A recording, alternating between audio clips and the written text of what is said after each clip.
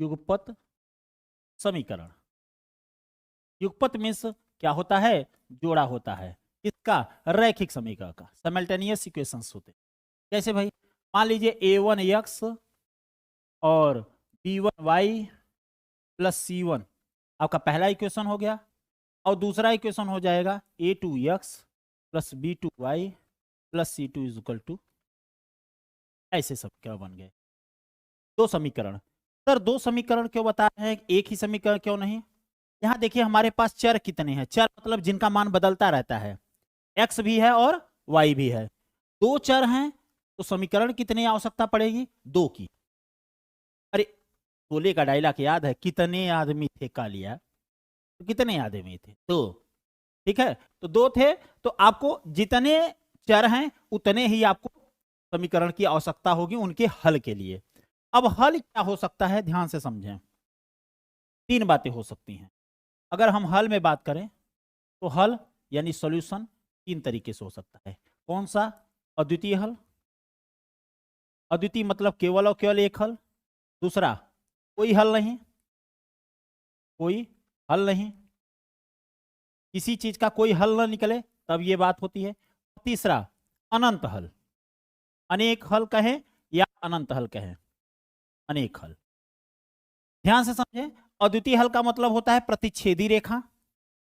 Sir पूरा portion पढ़ा दे रहे हैं, नहीं अब थोड़ा 2 मिनट का समय दीजिए, काम खत्म है। प्रतिच्छेदी रेखा, कोई हल नहीं है इसका मतलब है समांतर रेखा, यानी एक दूसरे को कभी काट ही नहीं रही हैं। जब काटेंगे ही नहीं तो हल कैसे मिलेगा?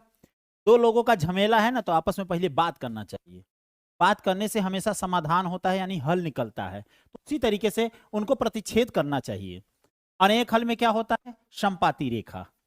अब इसको इसलिए बता रहे हैं कि प्रश्न में आपको हमेशा ऐसा नहीं पूछा जाएगा। देखिए प्रश्न में हमेशा ये नहीं कहेगा कि अद्वितीय समाधान हो। यदि ये दो रेखाओं को प्रदर्शित कर रहे हो ऐसा पूछ ले, और कह दे कि यदि ये प्रतिच्छेदी रेखाएं हैं तो बताइए के का मान क्या होगा। अब कहते सर जी हमको तो प्रतिच्छेदी रेखा पता ही नहीं है।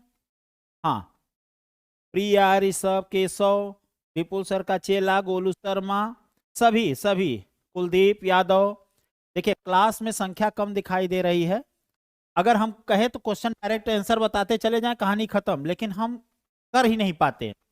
कैसे?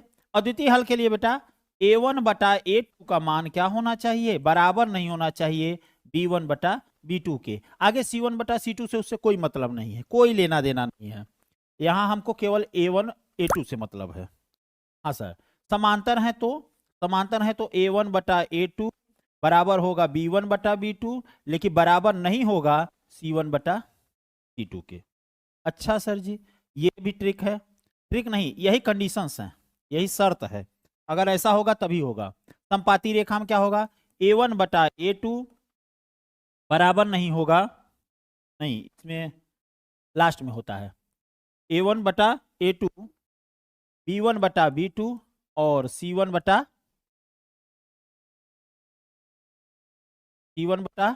c2 की बात कर ले, थोड़ा छोटा लिखते हैं। a1 बटा a2 b1 बटा b2 और c1 बटा c2, इसमें सब बराबर होते हैं। बेटा ध्यान से समझ लीजिए, क्वेश्चन तो कुछ नहीं है, बस उड़ने वाला है, क्योंकि हमारे पास अद्वितीय का लगातार उससे पढ़ो, उससे मेहनत करो, उसके साथ काम करो, आपको सफलता जरूर मिलेगी। अनेक की बात की जाती है तो उसमें condition a1 upon a2 is equal to b1 upon b2 is equal to c1 upon c2, यानी कोफिशिएंट गुणांकों का अनुपात इसमें बराबर होता है। और इसमें अनेक हल होते हैं। इसकी कंडीशन क्या होती है? दोनों रेखाएं समपाती होती हैं, एक के ऊपर एक दबी होती हैं। ठीक है बेटा, आपके पास ये विकल्प नहीं है कि बच्चे देख नहीं रहे हैं, बच्चे पढ़ नहीं रहे हैं, फिर भी आप शेयर नहीं करते। मैं देखूं कि और भी बच्चे जुड़े हमारे साथ तो अच्छा लगता है। मैं बार बार कहता हूं, झूठा ही सही आप संख्या तो दिखाइए मुझे, कम से कम 25-30 प्लस हमेशा रहिए क्लास में, जिससे मैं लगातार बात कर सकूं। 2-5 लोगों के लिए ट्यूशन पढ़ाया जाता है, ऑनलाइन कोचिंग नहीं पढ़ाई जाती। ठीक है, थोड़ा बढ़ाइए संख्या को, या जो आपके हाथ में है। मैं आपसे ये नहीं कह रहा हूं कि आप 10 रुपए 20 रुपए अकाउंट में डालिए, मैं आपसे कह रहा हूं आप संख्या बढ़ाइए। मैं ज्यादा से ज्यादा बच्चों के लिए आया हूं, अगर ऑफलाइन ही पढ़ाना था, इतने ही बच्चों को पढ़ाना था, तो ऑफलाइन में इससे ज़्यादा आते हैं। ठीक है, तो आपका ये नैतिक जिम्मेदारी बनता है, स्टेटस, इंस्टाग्राम, ट्विटर वगैरह जो भी आप चलाते हैं वहाँ पे आप इस चीज़ को फॉलो अप कीजिए, भेजिए, जिससे और भी लोग जुड़ सके चैनल से, अच्छाइयों को फैलाइए।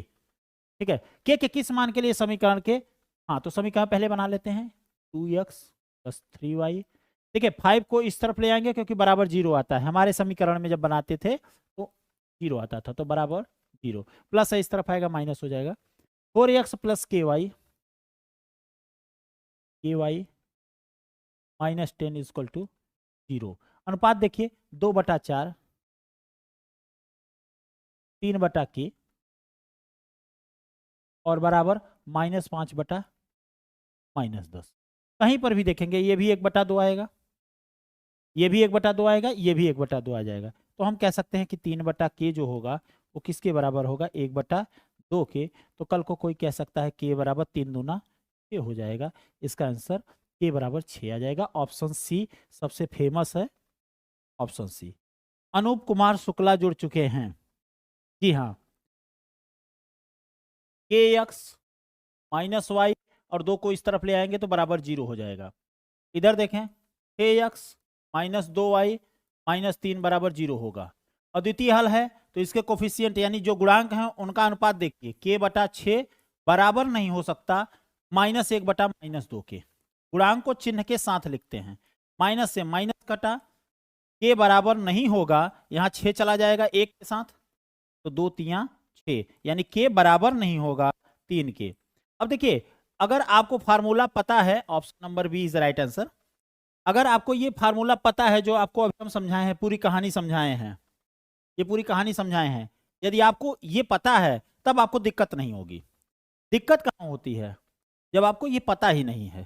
ठीक है, तो आशा करता हूं सबको समझ में आया होगा।